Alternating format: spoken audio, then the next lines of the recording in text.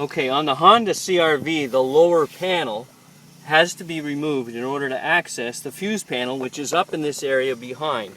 Now we've got this panel ready to be removed, and it simply pulls out. There's a couple of latches on the right side underneath the steering wheel that need to be pushed up, and then the panel pulls out. Now we've obviously got this one such a way that it can be removed. There are two hooks that go onto the lower panel, and then there's a number of white clips that snap into the dash.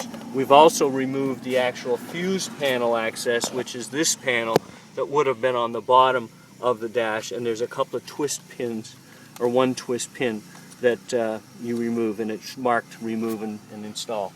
So once you've got the panel off, then you remove the fuse from the Honda, and that Honda fuse you'll have to just get rid of because it cannot fit into our fuse holder. And on this car here, the fuse holder holds a mini fuse, a regular mini fuse. In this case, it's a 7.5 amp mini fuse that will fit in this panel.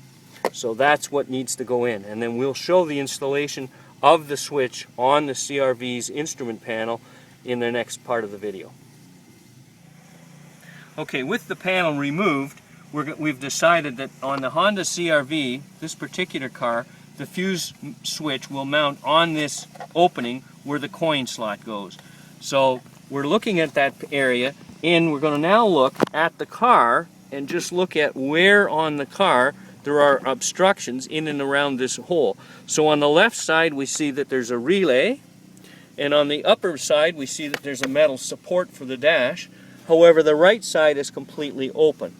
So we're going to use a drill, a 3/4 inch power auger, and we're going to drill a hole on the right side of this opening. So the drill is a 3/4 inch power auger, and we're going to take that power auger and we're going to mount it. We're going to drill, and we're going to be careful that we make sure that we have enough room for the switch face to fit on the inside. And we've determined that this location is the best location. So we'll just quickly drill with the power auger.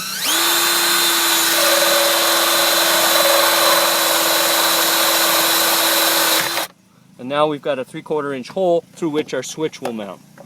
So now, on the switch itself, we remove the two contacts by pulling on the connectors so that it comes loose, and then we spin the switch mounting nut so that it comes off.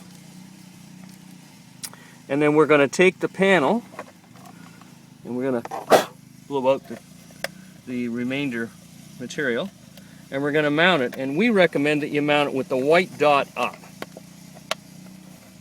So we need to make sure that when this panel is installed, which is actually going to be in this fashion,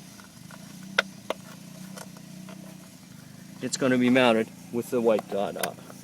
So now we'll put the wiring on the nut back on the back, and since it's a very hard knurled nut, it does not need any tools. And then we're going to take the two wire connectors and put them back onto the switch, and once they're on the switch, we're ready to reinstall the panel. So we'll reinstall the panel, and then you'll see the finished work.